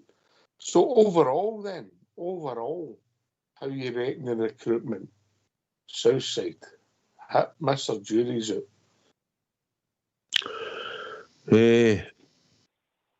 No, I think at the signings there's more positives. We didn't get Cortez, I mentioned. Oh, well, he'd been there. Aye, although we had them in that. But I'd like to think that there are more positives in there. And it's just about them settling in, gelling as a team. and then hopefully we'll start to see these better performances that the manager spoke about October, November, as he said. That's what we're looking for. Jury's out then, what are you saying? I'd say the majority of them are a hat. Right, so recruitment hat, okay. Rob? Hello. Slightly closer to hit. Hello. Are you calling me? Yeah, we'll be right with you, Bob, yeah. Oh, sorry. That's all right, mate. 2 seconds. On you go, Rob. Aye, mate, slightly closer to hit. I suppose you'll only tell at the end of the season or January when the window opens again how well these signings have done, and you look at the league table. But based on the current day and now, I'd say there's more positives than negatives, as Southside says. Yes, there's been frustrations with each and every player, whether they're new or old, but I think there's certainly good players in there. They just need to show it more consistently. But from what we've seen, it's a hit so far. Just Right, my pendulum is right in the middle between jury's out and hit. There you go. Evening, Bob, yeah. Aye, good evening, all. Are you conducting a poll there between hit and miss, are we? Aye, on the players, the new players, mate, yeah? All right, aye. Well, certainly, I'm a wee bit undecided. There's a player in there. Sefchi, great. I think he's a great player. Well, he will be a great player anyway. The young fella, Yamandi, there's a player in there as well. Yeah, definitely. Cortez, well, we're not really seeing the best of him yet, due to these injury problems the boys had, but hopefully he'll come good. But I do believe there is a nucleus of good players in there, and they will all come good, and we'll have ourselves not a bad side in the future, in the near future, I should say. Quite a sluggish performance yesterday, but I think that was to be understood with the quick turnover. But we got the result. It was all about the result, Bob Jenner. Good goal, Good goal. Oh, best goal of the weekend. What a strike. Unbelievable. I believe Michael Stewart said it was offside, but then again, what else do you expect for that nincompoop? But there you go. What a strike. Well done, Big Sam. If he says it was offside, what does that tell you, Rob? It's miles onside. On you go, Rob.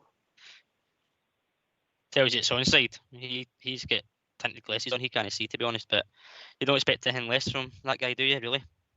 No, I know. The field trial is Southside, Aye. He's got a chip in his shoulder. But that was a wonder goal. A bonus point for the winner. Who scored the winner when the field trial was played?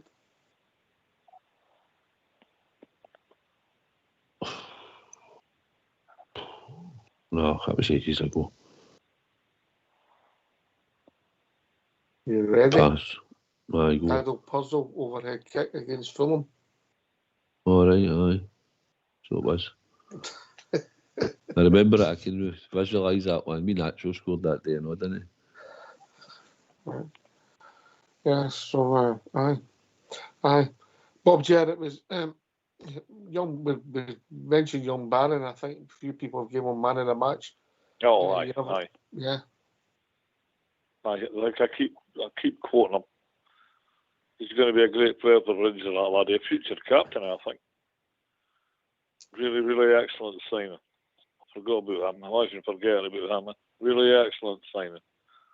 He's so consistent, so good. Hardly gives the ball away. I'm really impressed with the boy. Can't wait to see the best of him still to come. And really excellent signing. Well done, that man who signed him. I think, taking your point on Southside, I think I'd rather have the post than mark a centre half right enough. What was that? The what post? I'd rather have him on the post like Stephen Davis used to be, rather than mark a centre half. Aye, definitely. I don't know how we don't put players on posts and all. That's another thing that annoys me. But we had certainly a lack of height in the first half of the team, didn't we? We certainly had no height in the whole team, and during the first half against them, we had their whole back four was giants, wasn't it? They were a big team. But I think are there to get at Hibs' defence, and I think that's the problem. You can get the pace with a goal and with the players on the park. But listen, it was all about the result yesterday, Bob Gerrard. All about the result. We've got to keep picking up results in this league. We drop any more points, well, it's hard enough to do with that bad, sort of a semi-bad start to the season that we had, especially that disaster at that place. But, well, we're still in contention. We got the result yesterday, and chances are we should be able to get a result against St Johnstone this coming Sunday. I'm not writing them off because they're insipid showing on Saturday, but we should be too much for them. So, yeah, just got to keep picking up the points, keep picking up results. Remember, we were 5 points behind last year, and we made it up and nearly won the thing. So let's hope we can go one better this year. Then you write the Rangers off. You never do that. I'm looking forward to Thursday.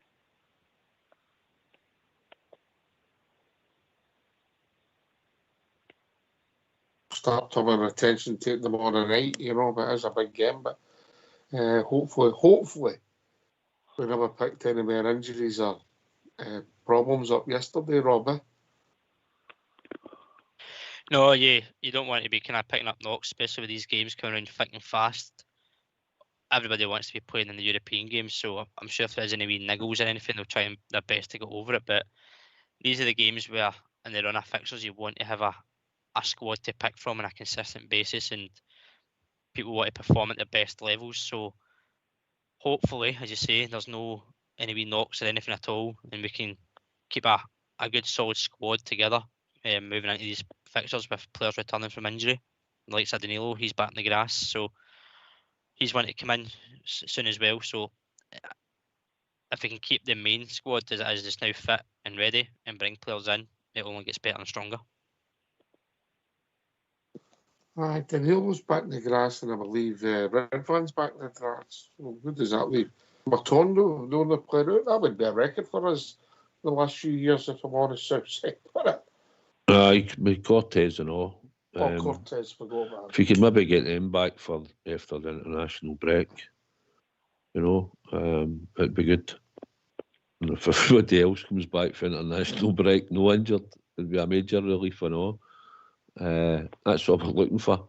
But I would hopefully after international break we'll see more players competing for places in the squad, and it's down to the manager to get the right balance and the blend right, and players will just have to take their chance when they come in, and they'll have to rotate probably when after international break, when the fixtures are coming thick and fast after that, and also we've got a semi-final to play, so there'll be a lot of games to get played, and a lot of them will need to try and fight for their place, and the ones that come in will need to hope that they do well.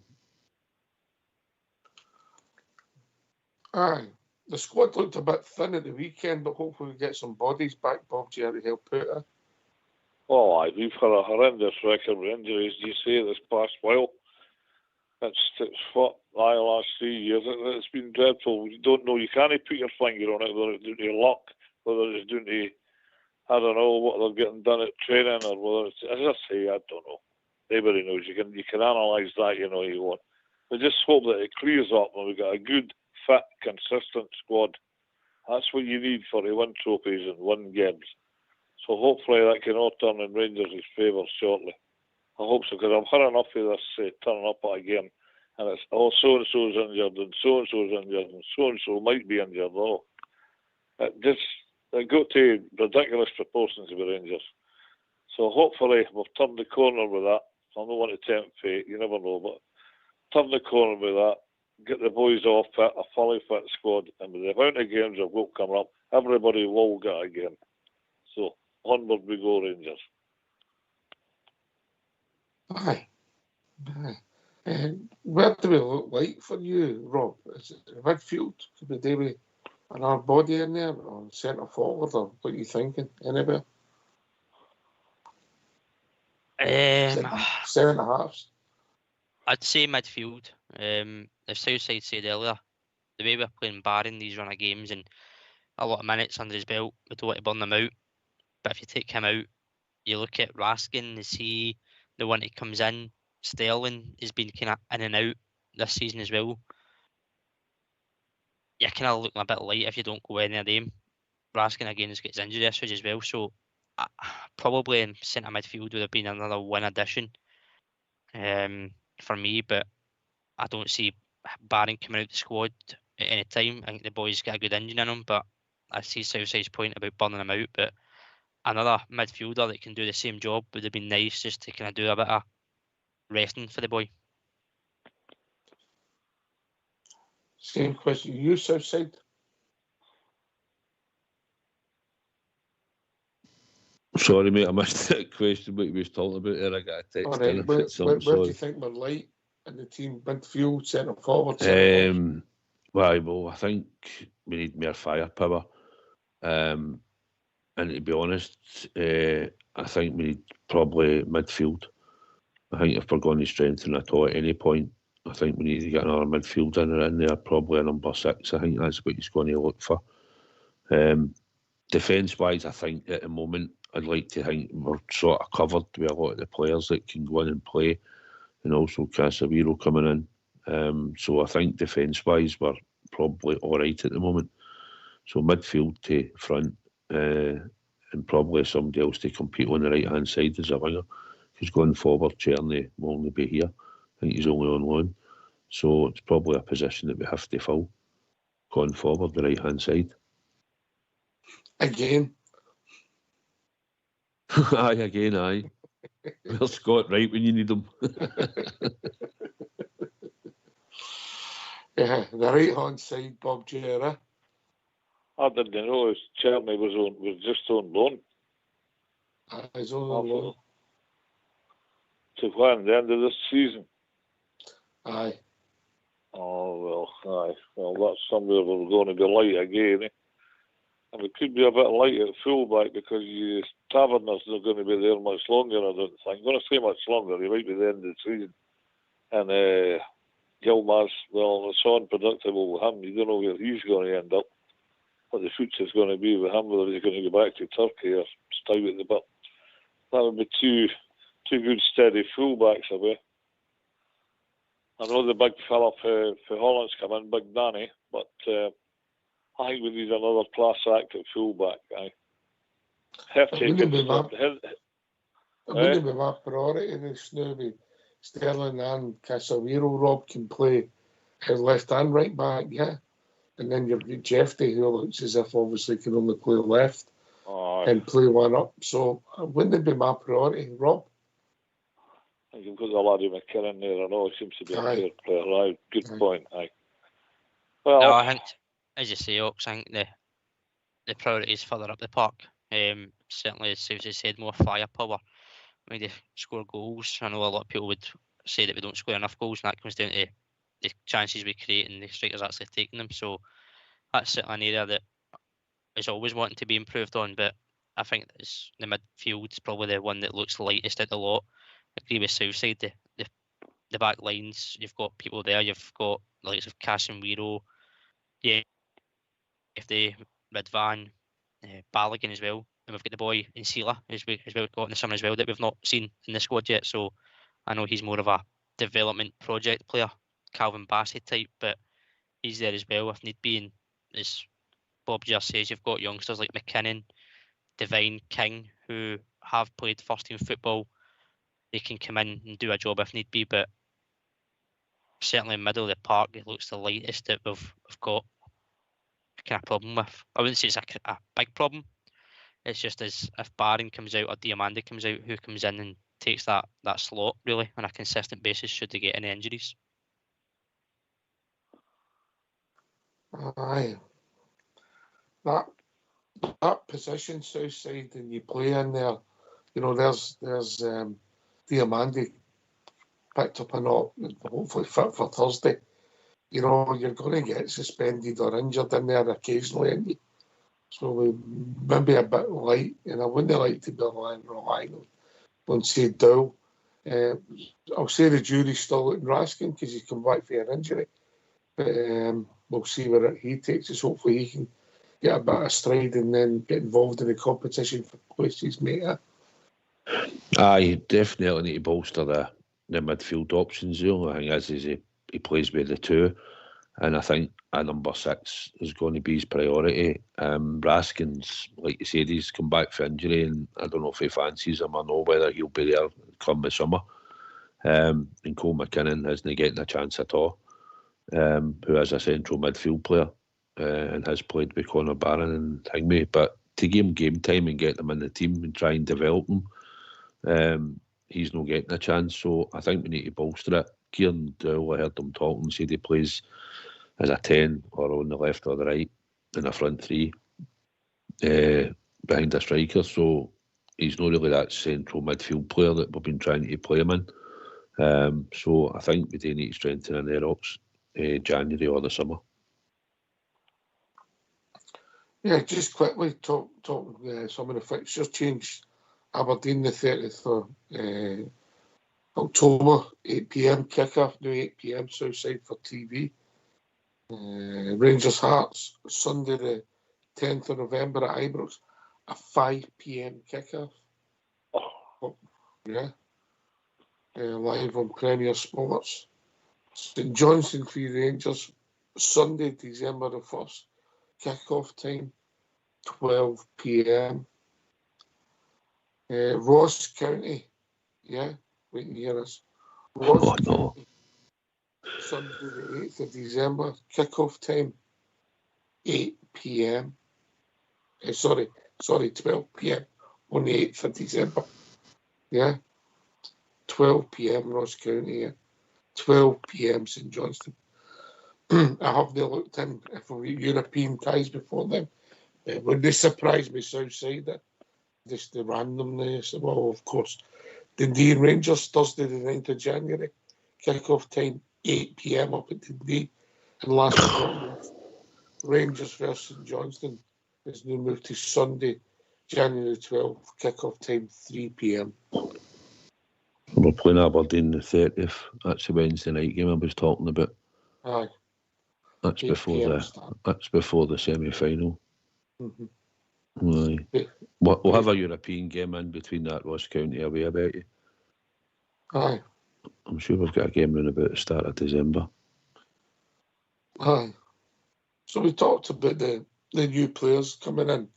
If you were Mr. Clement, and they'll come to you first, young man. Yeah, you agree that Butland's a starter?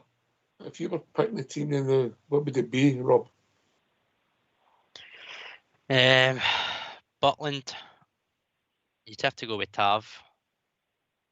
Suter, Proper, Yefty, Barron, Diomande. I still go with Cherny on the right. Bajrami on the 10.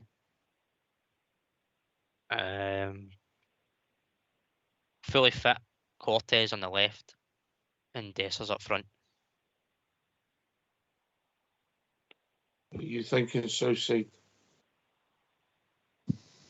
Was that your team if he was all fit? Everybody was fit. I think going forward we need to take Tav out. Going forward, I think we need to get freshness in the team. And if that's going to either be Sterling or Casemiro, if that's to get them in the team and get them started, then you need to start with freshness going forward. Eventually we need to change it. Suter will probably keep his place, Proper will keep his place, and Yefty. The midfield at the moment, I think the two to speak for themselves, Conor Barron, Diomande. I'd want Cortez out wide left, Bashwami through the middle, and Cherny on the right. So I think he's got quality and vision and stuff that on his game I think he can make a difference. And up front, the only guy that scores the goals for us at the moment, CD9. Mm-hmm. If I wouldn't disagree with some of your teams there, but what about if you were looking at it and you still had a place for Lawrence, Cortez on the right? I know he's right fitted. I mean, that would be very unusual in modern football to play a right winger with a right foot. But then Cortez on the right and stick with Barjami on the left, and your three behind Dessers would be Lawrence, Barjami and Cortez. They're all your players. Aye, they're Aye, there's all permutations that you can use. But I think Tierney gives you that bit of quality and vision, and you can see with his nice wee touches and wee flicks, he just, once he starts maybe setting up more goals and getting goals, I think most people want to keep him in your team, to be honest. He has got the quality to do it. We just need to get that settled team in front of him. I've took Lawrence out because I just think power and pace for Bajami, more work rate off him in that position, probably off the ball. Played in Italy, you don't play in Italy and play for teams that don't work hard today or ethics, you work on and off the ball. So I think going forward, but Lawrence is on form now, he's hit 3 or 4 goals in the last 6 games. But aye, I can see your way of thinking as well with swapping a couple of players out. So it's good options now, as you can see. And Danilo will be back fighting for a place in the team and all. Interesting. What are you thinking, Bob? I'm just thinking the same as the boys. So what Southside says there about Lawrence. Lawrence has been playing well. And, I wouldn't like to drop him. I wouldn't like using that word, drop him. But,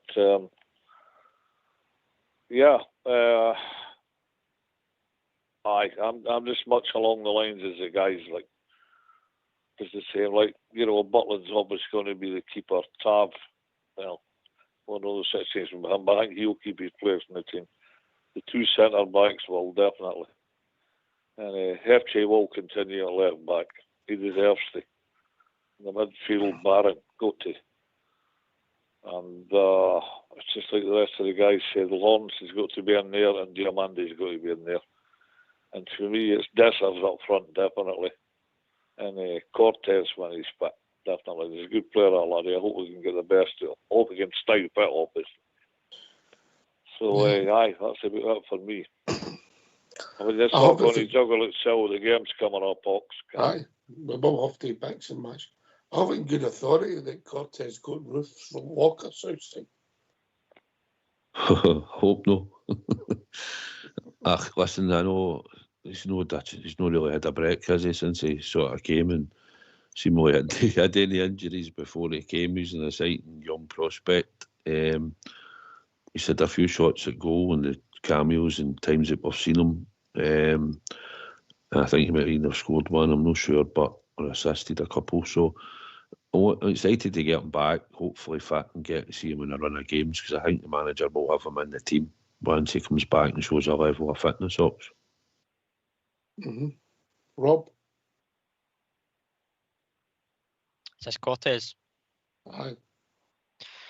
I think we've seen glimpses, mate, that he's got a good engine in him as well down that left-hand side. A good, skillful player. Somebody that likes to take a man on and not just pass it around the area and try and get in behind. He actually likes to dribble past somebody and produce it. He has just had a really horrid time of injuries, and none of them are kind of his fault. Obviously, you can try and avoid injuries the best you can, but these have been knocks that happen in football, and it's just been on the bad side of it. I think once he is up to speed and ready to go, there's a good chance that he can take that left side and make it his own. Or as you say, swap sides onto the right-hand side and see how he does there. But there's certainly a jersey available on both sides of the wings that is there for taking, and Cortez, for me, is a player probably closest to grabbing one when he is fully fit. These wide forwards, Southside, have they got to start chipping them in their goals? 100%. I mean, Ryan Kent came when he played wide, if you remember, and sort of contributed in the first time, and then he started drifting in, playing sort of different positions, and then it fell away. But Scott Wright playing out there for long enough in spells and didn't contribute enough goals, and we've had players that aren't actually wingers that have actually contributed for these sort of positions in the past. Hadji for one. So the wide players, whoever they are, need to start chipping in with goals, and that's why I was saying about Tierney. If you're not contributing with goals, at least put your assist rate up and start supplying whoever's in the box to go on the end of them. That's what we need, because we're lacking in goals for around about the park. Our defenders don't seem to score many for set pieces, and Conor Barron doesn't look like he's going to score any time soon, does he? Let's be honest, in sort of positions that we're asked him to pick the ball up in. Diamandi's the one that should hopefully start to get on the score sheet. Tom Lawrence is. So the wide players, Ox, you're right, have got to start contributing to try and take the pressure off Dessers, because he's the guy that normally gets most of the goals, or has been since the start of the season in games. Rob? Just to come in on there, mate, when Southside mentioned set pieces, it just dawned on me that I noticed we're still doing the out-swinging corners with Tav. On Sunday, we had on the Cherny, Lawrence and Diamondi, all left-footed players who can produce a ball in and top the keeper, but yet we still seem to be doing this out-swinging corner. I know you're not a fan of the out-swingers, Ox, but what's your views on that? Is it tactical? Is it because we don't score many, we're looking for second balls rather than the header? The corners in the first half, I think the majority of them were on the right-hand side. Sorry, the left-hand side. Yeah, because most of the play came down there. Yeah, so Tav took them. I'm trying to think, an out-swinger, because we took a couple of short corner kicks at the weekend there, didn't we? And try to work it differently, Southside, yeah. Aye. Mm-hmm. Yeah, Cherny and Tav. I know that Diamondi never took one yesterday, Robert, did he? No, that's what I'm saying. He's got a left foot, though, that you could whip the ball in and top the keeper rather than playing it short. You might run that one by him, Southside? Aye, you could whip the ball in if he'd been on the park. Well, no, but we've got left footers there, and we seem to be still doing these either in short corners by Tav, who's coming from the right over to the left, or doing the outswinger. And for me, I'm just a preference guy of in-swingers and put the pressure on the keeper and actually have the ball going towards it. You're doing half the job by doing it with an outswinger. Did Cherny not take the first two that went out on the right-hand side yesterday? Trying to remember. I don't know. Listen, we probably need players that can actually header a ball in the box. And yesterday, when you looked at the height of the team and the players we had on the park, we only had Suter and Proper that you'd expect to be able to go on the end of a set piece.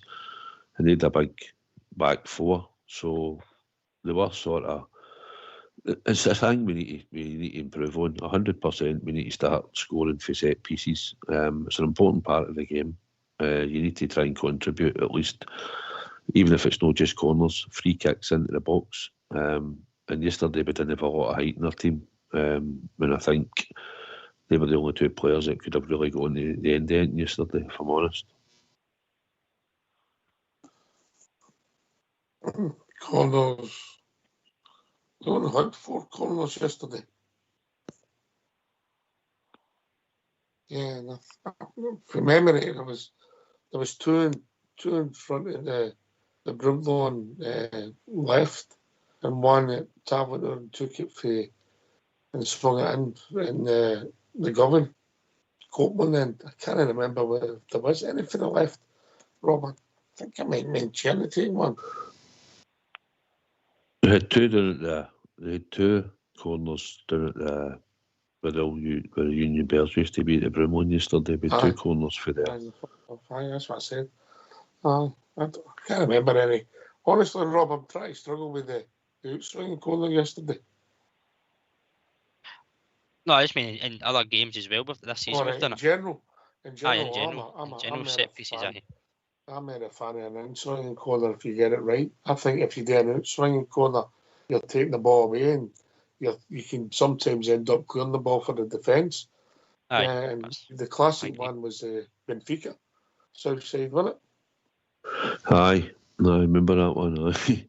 The only thing is, goalkeepers know that they usually get a lot of fouls that way and putting the ball right in and tapping them. I think we should bend them in with somebody with a left foot in towards the goal. Somebody should be making a run at the front post, somebody should be coming in at the back post, and you should have probably 2 of your centre backs trying to get in round about the middle to get their head on it. And we try to vary it a wee bit. Ross McCausland was the one in the first half when he sort of flicked it. He was at the front when they get delivered in. If you remember, it just landed on top of the crossbar, just up on the net behind. But no, it's something we need to improve on. If you look at down the England, there's a lot of teams in England, they're all good at it. They all score goals, but we probably need more sort of height in our team if we're going to be doing that more often. We need to have maybe a Casemiro in the team. And see, at times, Tav's got a good leap in him. I would have Tav in the box rather than take the cross. I mean, somebody else should be able to put a delivery in here. I would have him in the box, to be honest. Well, if you're talking leaps now, who would you say is got the best leap at Ibrox at the moment?